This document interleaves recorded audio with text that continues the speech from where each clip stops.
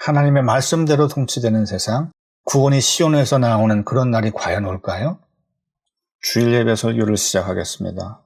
구원이 시온에서라는 제목으로 시편 14편의 말씀을 선포하겠습니다. 어리석은 자는 그의 마음에 이르기를 하나님이 없다 하는도다. 그들은 부패하고 그 행실이 가증하니 선을 행하는 자가 없도다.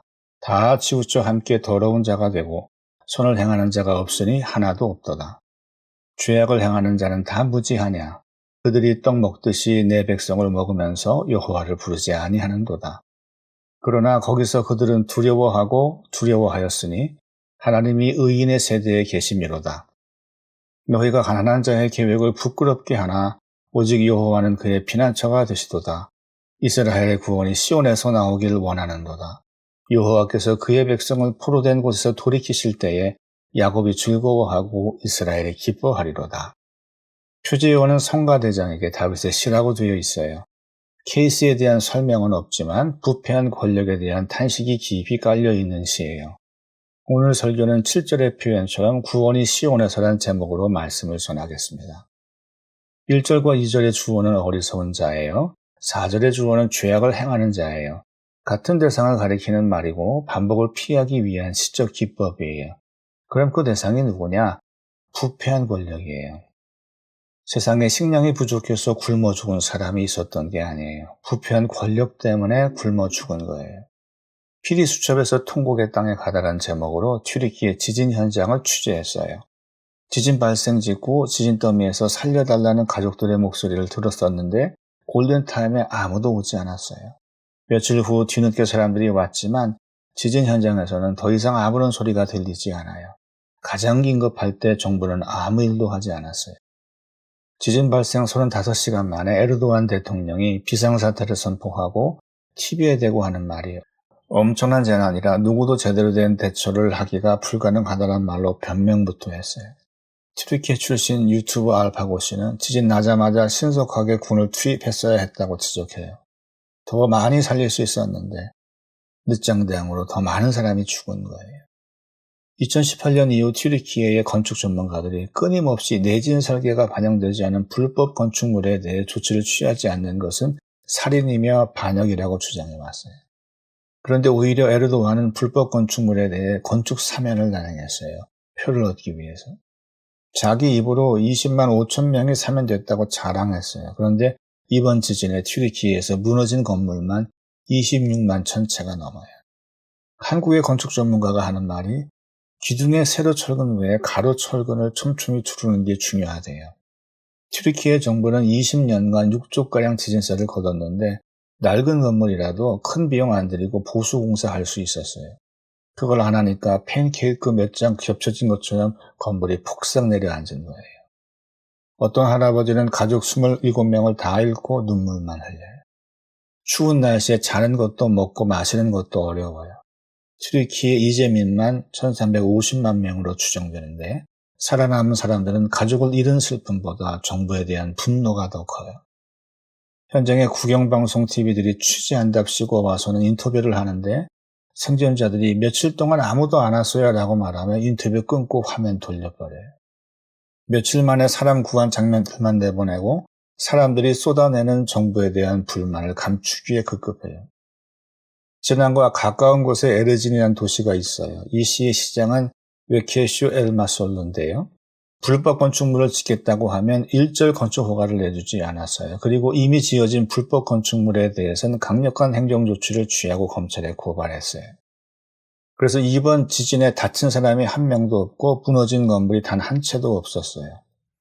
튀르키예 지진은 사람이 만든 인재예요. 대통령제라는 게 대통령 한 사람을 통해 민의를 구현하려는 거잖아요.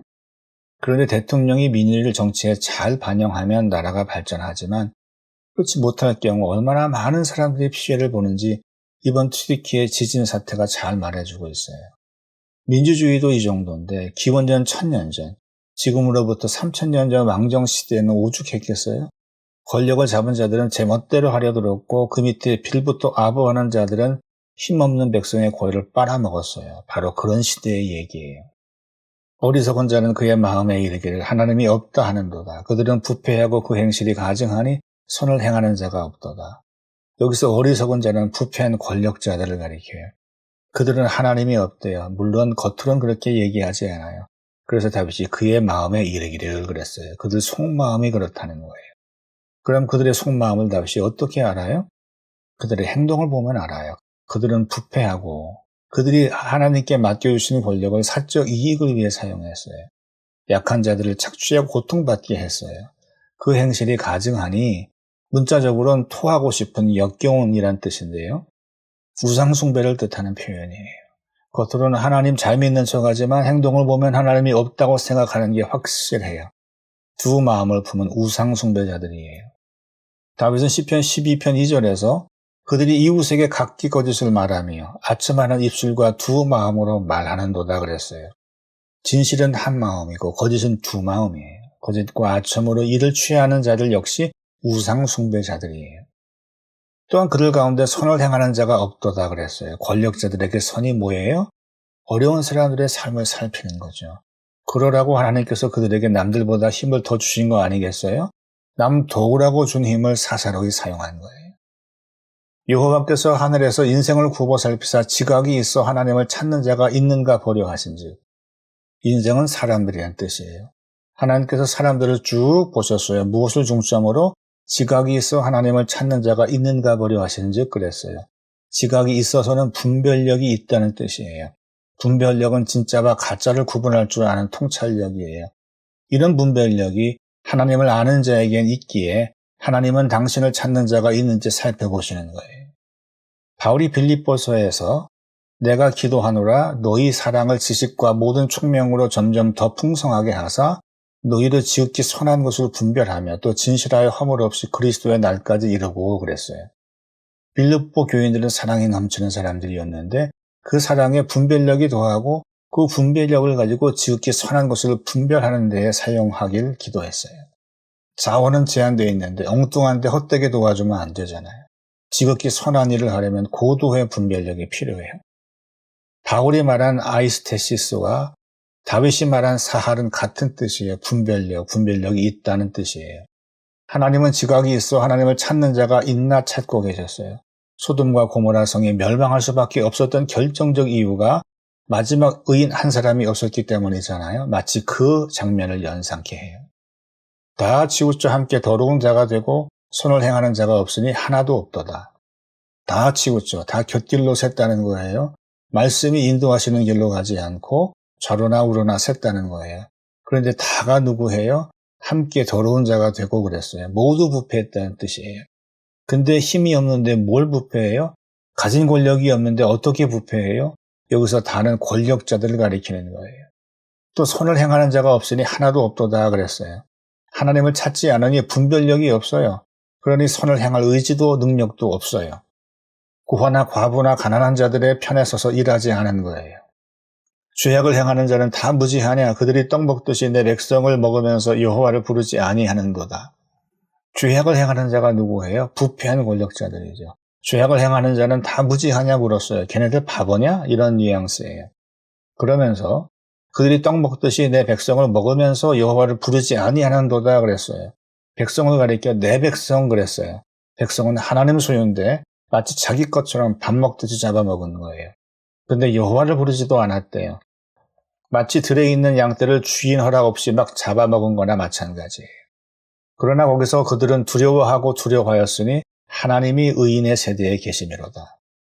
그러나 거기서 그들은 두려워하고 두려워하였으니 원문을 직역하면 그들은 큰 두려움에 휩싸이리로다 예요. 그럼 그들은 누구예요? 부패한 권력자들이에요. 그러니까 모든 인간이 부패했다고 하는 바울과는 결을 달리해요. 10편 14편의 부패는 모든 인간의 부패가 아니라 모든 권력자들의 부패예요. 바로 다음 표현에 그 증거가 나와요. 하나님이 의인의 세대에 계심이로다. 의인의 세대, 영어 성경 RSV는 The Generation of the Righteous, 의인들의 세대라고 번역하고 있어요. 다 썩었는데 어떻게 의인이 있어요? 다 부패했는데 어떻게 의인이 한 세대를 이루어요? 따라서 어리석은 자, 죄악을 행하는 자, 그들의 부패는 부패한 권력을 제한적으로 가리켜요. 모든 인간이 부패했다는 뜻이 아닌 거죠. 하나님은 하나님의 말씀을 듣는 자, 하나님의 말씀을 믿는 자, 하나님의 말씀을 묵상하는 자, 말씀이 인도하시는 길로 걷는 자와 함께 하세요. 시대가 아무리 썩었어도 다윗 같은 사람들이 있었어요. 하나님은 그들과 함께 하셨어요. 너희가 하나님 자의 계획을 부끄럽게 하나 오직 여호와는 그의 피난처가 되시도다. 계획은 애써, 카운슬, 제안 또는 advice, 충고란 뜻이에요. 가난한 자들이 어떤 제안, 충고를 했어요. 근데 그걸 부끄럽게 했어요. 그들의 충언을 깔아뭉갠 거죠. 그런 다음 하는 얘기가 오직 여호와는 그의 피난처가 되시도다 그랬거든요. 충신이 상소 한번 내고 나면 역적이 되잖아요. 가난한 자들의 제안은 권력자들이 바른 길 가라고 제시하는 거고, 권력자들은 그 길로 가기 싫은 거고, 권력자들이 걷는 길 외에 다른 길이 있다는 걸 세상에 알린 셈이 됐으니 권력자들이 볼 땐 죽여야죠. 잡아 죽이려 들자 하나님께서 그들의 피난처가 되신대요. 다윗의 스토리가 딱 오마주예요. 이스라엘의 구원이 시온에서 나오기를 원하는도다. 이 문장을 잘 살펴야 해요. 먼저 누구의 구원이에요? 이스라엘의 구원. 가난한 자들의 구원? 아니에요. 의인의 세대의 구원? 아니에요. 나라 전체의 구원이에요. 백성 전체의 구원이에요. 그게 어디서 나온다고요? 시온에서 나온대요. 온 백성의 구원은 하나님의 말씀에서 나온다는 거예요. 그런데 나온 거예요? 나오길 바라는 거예요? 나오길 원하는도다. 나오길 바라는 거예요. 아직 다윗이 집권하지 못했어요. 아직 그런 시대가 열리지 않았어요.